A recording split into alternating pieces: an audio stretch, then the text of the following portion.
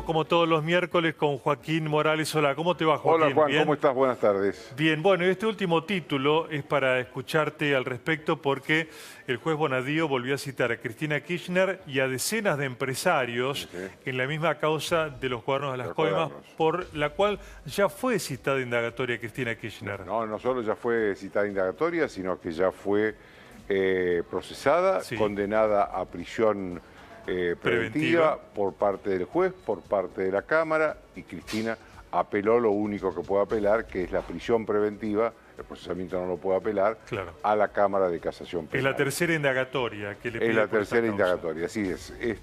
Digamos, acá lo que ha pasado de nuevo, lo que ha sucedido de nuevo es que el empresario Ernesto Clarins, que es un financista, es un hombre que se mueve en la City porteña, digamos, con cambia dólares, saca plata del país. Le declaró ante el juez Bonadío y le dijo al juez Bonadío la cantidad de empresarios y los nombres de los empresarios que iban a llevar a Clarins, le llevaban dinero en pesos argentinos para que él los cambiara por dólares y se los entregara al gobierno en dólares.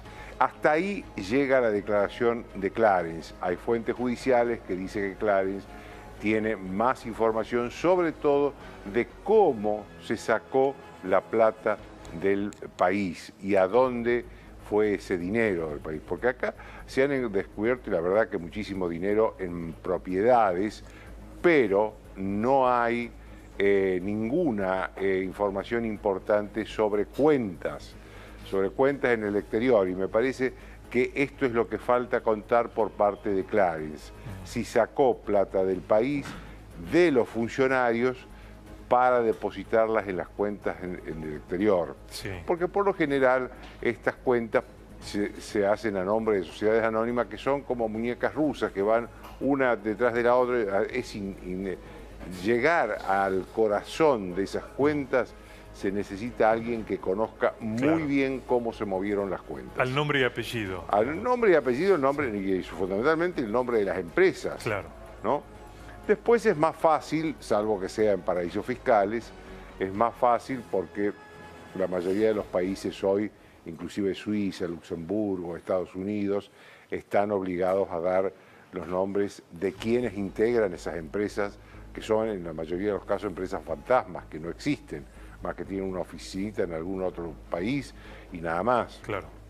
Esto es lo que falta de Clarins, que Clarins de eso no habló. Lo que habló fue de la cantidad de empresarios y dio nombres, apellidos, direcciones, que iban a verlo para que él cambiara pesos argentinos por dólares, para que esos dólares se los transfiriera, se los pasara en efectivo al gobierno, a los funcionarios del gobierno kirchnerista. De esa lista que dio Clarins es de lo que surge esta nueva lista de Bonadío que llama a estas empresas. Previo allanamiento, porque claro, la declaración de los testigos arrepentidos, como es Clarins, tiene que ser corroborada por los hechos. Entonces hubo informes a organismos nacionales, a organismos provinciales, para que confirmen que estos empresarios, de quien Clarins hablaba, habían recibido obras públicas, habían tenido sospecha de sobreprecio. Esto se confirmó. Y a partir de ahí se hace esta nueva lista para citar indagatoria. Muchos de esos empresarios ya habían sido indagados y procesados, inclusive. Algunos se salvaron de la prisión porque se convirtieron en arrepentidos. El caso del más importante de ellos, Carlos Wagner, porque era el presidente de la Cámara de la Construcción, y no solo le contó al juez quiénes eran los empresarios de la construcción que participaban de los sobornos, sino también la forma, la mecánica de esos sobornos. Inclusive Wagner dijo en su momento que él se había comprometido ante debido que si alguno de los contratistas no pagaba, el soborno se lo tenían que descontar de su empresa, de la empresa de Carlos Wagner. Claro. Como garantía. Como garantía, digamos. Era el garante de que un núcleo, no todas, pero de un núcleo de las más importantes empresas, las que estaban en la Cámara Argentina de la Construcción, iban a pagar los sobornos pactados. Esto es lo que declaró Wagner en su momento. De esto surge entonces que, porque acá hay que ver el papel del Ministerio de Planificación Federal. Sí. Ministerio de Planificación Federal que no existió nunca antes de Néstor Kirchner. Antes existía el Ministerio de Economía y Obras Públicas, claro, en alguna época, en otra época existía el Ministerio de Economía por un lado y el Ministerio de Obras Públicas por otro. La Secretaría de Energía por lo general siempre dependía del Ministerio de Economía. La Secretaría de Transporte por lo general siempre dependía del Ministerio de Obras Públicas o de Economía y Obras Públicas. Néstor Kirchner cuando llega al gobierno hace un mega ministerio donde caben las obras públicas, la energía, el transporte, que son las grandes cajas de recaudación. Si uno se pone a ver las investigaciones de corrupción de la época kirchnerista que están hasta ahora en marcha, todas han pasado por el Ministerio de Planificación Federal. Más aún, cuando los dirigentes, los empresarios confiesan en calidad de arrepentidos que pagaron para campañas electorales, cosa que en algunos casos es cierto, sí, en algunos casos es parcialmente cierto, porque, digamos, contribuían a la campaña electoral, pero también contribuían en momentos que no eran electorales, todas pasaban, inclusive los aportes a la campaña, por Julio De Vido, por el Ministerio de Planificación. No iban al contador de la campaña electoral a entregarle el dinero, claro, iban a Julio De Vido.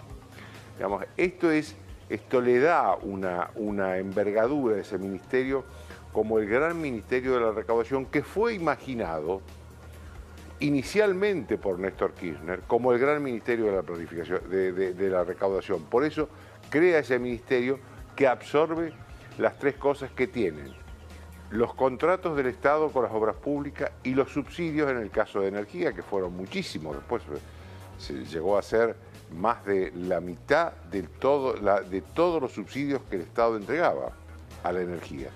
Y el transporte, que también estaba subsidiado.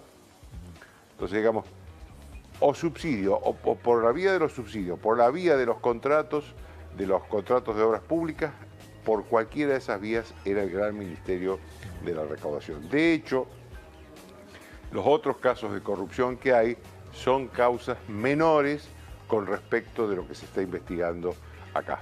Por ejemplo, el caso de Vudú. El caso de Vudú, digamos, se quedó con, que quiso quedarse con una imprenta, con chicones. Esto comparado a la cantidad de millones de pesos y de dólares que se está investigando es muy pequeño, ¿no? Joaquín, hasta el momento siempre Cristina Kirchner ha presentado algún escrito, ha denunciado persecución política en estas causas judiciales. ¿Puede haber un cambio en esta oportunidad o será igual? No, a ver, lo digo en función de toda la gente que declaró. Ella presentó dos escritos en los últimos días. Uno pidiendo que la causa de Lázaro Báez, la que va a iniciarse ahora el 26 de febrero, el juicio oral y público, se trasladara a Santa Cruz, a Río Gallegos, porque ahí había una denuncia inicial de la sobornos, de Carrió, digamos, la del 2008, de sobornos. Claro. La segunda presentación que hizo fue hace muy pocos días, planteando una postergación del juicio oral y público citado ya para el 26 de febrero, porque dice que faltaba un informe que la defensa había pedido a peritos de la Corte Suprema de Justicia. Ninguna de las dos cosas se le aceptaron. Lo de Río Gallego es ridículo, si lo único que falta es que es una confesión de parte de que la justicia de Santa Cruz es dependiente o es amiga de los Kirchner. De hecho, hay fiscales que son sobrinas de Cristina Kirchner. Pero se denegó eso Y los peritos de la Corte, porque el Tribunal Oral le pidió un informe a los peritos de la Corte sobre cuándo iba a estar ese informe, sí. y informaron que iba a estar en tiempo y forma como para no afectar el derecho a la defensa. Así que tampoco eso va a ser aceptado en la postergación. Cristina Kirchner va a ser juzgada por el direccionamiento de la obra pública que benefició a Lázaro Báez. El 26, va a empezar ese juicio el 26 de febrero a las 12:30 del mediodía. Y ahí tiene que estar ella en este tribunal oral y público. Sin duda, los fueros lo único que impiden es que vaya presa. Todo el proceso judicial, cuando un juez la llama indagatoria, como lo llamó Bonadío, tiene que presentarse. Si no se presenta, el juez tiene que pedirle al Senado el desafuero para mandar a llevarla por la fuerza pública a su juzgado. Tiene que estar, como todos los que están sometidos a juicio oral y público, sentada frente al tribunal todo el tiempo que lleve el juicio, con algunos permisos que tendrá, claro, si por causa de fuerza mayor, pero tiene que estar ahí. No nos olvidemos que Menem, ya siendo senador, fue juzgado en una causa también, fue juzgado en un juicio oral y público, una causa por sobresueldos, sí, y tuvo que asistir a todas las sesiones del juicio oral y público, y era senador, tan senador como es ahora él y Cristina. Así que no, va a tener que estar sentada ahí, y yo creo que esta causa, digamos, porque esta es la causa de Lázaro Báez, después está la causa de Otesur, que también seguramente va a ser enviada a juicio oral y público por el juez Colini dentro de poco. De hecho, la Unidad de Investigaciones Financieras pidió el lunes pasado que esa causa fuera enviada a juicio oral y público cuanto antes, que esa es otra causa que tiene que ver mucho con Lázaro Báez. ¿Por qué? Porque Lázaro Báez cobraba en blanco, el Estado paga en blanco. Él, a través de la ruta del dinero K, que está investigando el juez Casanelo, la convertía en negro en el exterior, y de ahí volvía y la volvían a convertir en blanco a través de los hoteles de Cristina Kirchner. ¿Por qué la convertían en blanco? Porque ella necesitaba hacer su declaración jurada anual de ganancias con plata blanca. Claro. Y la plata blanca surgía del lavado de dinero de los hoteles. Joaquín... Hay tres causas. Cristina está ya citada a 5 causas, si es que, perdón, a 4, si es que el juez Ercolini la cita por el caso de Otesur, a 5 causas. Va a ser la 5ª causa que está convocada a juicio oral y público, 3 de ellas por delitos de corrupción, ¿no? Bien, te iba a preguntar que cuando vemos ya mucha actividad electoral de varios candidatos o precandidatos para estas elecciones, Cristina Kirchner todavía no ha dado ninguna señal, es más, no ha hecho prácticamente apariciones públicas. ¿Cómo crees que va a afectar su figura estos juicios que se vienen por delante, empezando ya el 26 de febrero? A ver, yo creo que hay alguna parte de todo esto que ya está asumido por sus votantes, ¿no? Porque de hecho muchas de estas cosas se conocen desde hace bastante tiempo, sí, y se vienen divulgando. A ver, cuando fue la noticia de la causa de los cuadernos, cuando Diego Cabo, del equipo de la Nación, lo publicó, y bueno, a partir de todos los sucesos que hubo a partir de ese momento, las decisiones que tomó el juez, ella cayó un poco, 5, 7, 8 puntos, después los recuperó. Yo no sé cómo va a influir en la opinión pública el juicio oral y público, que a veces se torna medio aburrido, porque son días, semanas, claro, meses, en la cual se repiten todas las cosas, salvo que haya revelaciones muy importante de parte de testigos. No nos olvidemos que al juicio oral y público, sí, van testigos de ambas partes, de, claro, la Fiscalía en contra de la acusada, digamos, en este caso de Cristina Kirchner, y de ella misma, testigos que sí, ella misma propone para que seguramente la defiendan. Pero ella concita siempre mucha atención y va a ser una noticia internacional. Sí, posiblemente. Ahora, yo creo que hay una parte de su electorado, no todo, ajá, Pero hay una parte de su electorado que tiene esto asumido, más aún creo que consideran como ella que todo esto es parte de una gran... No como ella, porque ella sabe que todo esto es cierto, pero digo, creen el discurso de ella de que esto es una gran conspiración para proscribirla de la presidencia y para proscribirla de la política. Lo cual no es cierto, porque en ninguna de estas causas va a haber sentencia definitiva antes de las elecciones presidenciales. Claro.